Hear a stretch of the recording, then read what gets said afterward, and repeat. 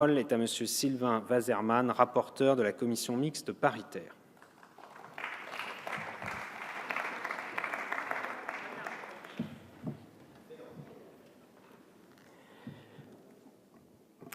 Merci Monsieur le Président, Monsieur le Ministre, chers collègues.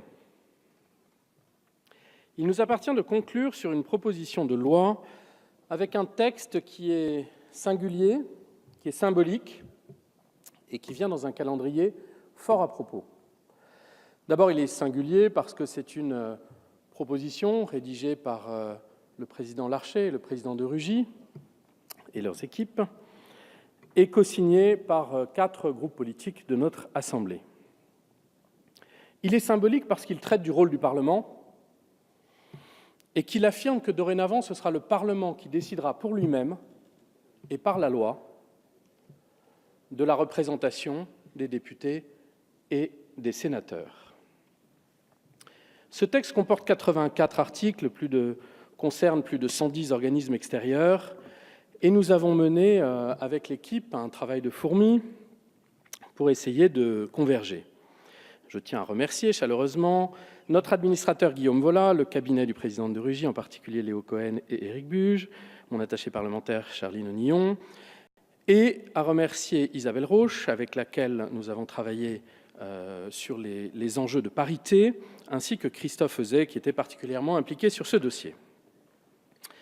Il y a une autre singularité de ce texte que je me dois de rappeler, c'est qu'il concerne une procédure, enfin plutôt le Sénat a adopté une procédure qui n'existe pas ici, procédure dite de législation en commission, et que ça me semblait particulièrement intéressant à signaler dans cette période où nous débattons, enfin nous avons débattu, enfin nous aurions dû débattre du texte constitutionnel.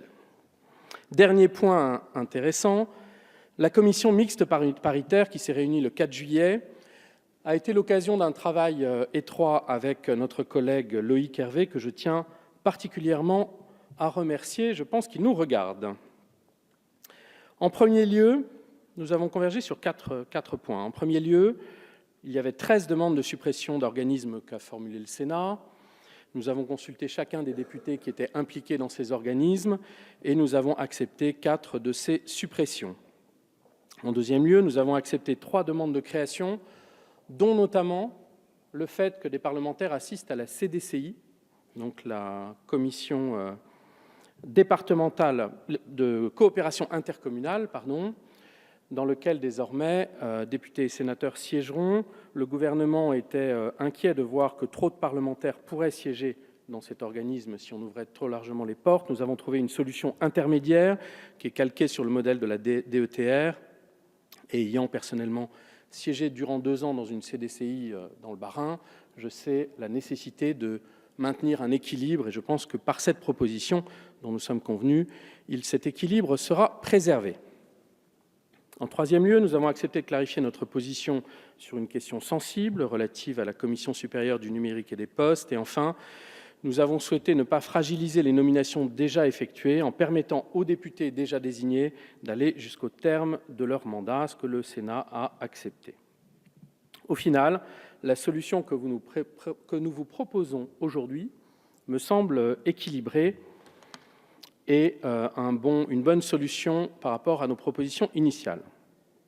Je veux enfin dire, pour conclure, que ce texte tombe particulièrement à point nommé, parce que c'est le premier texte qui suit la semaine dernière. C'est souvent le cas pour les textes du lundi, mais une semaine qui était, particulièrement vivifiante et animée.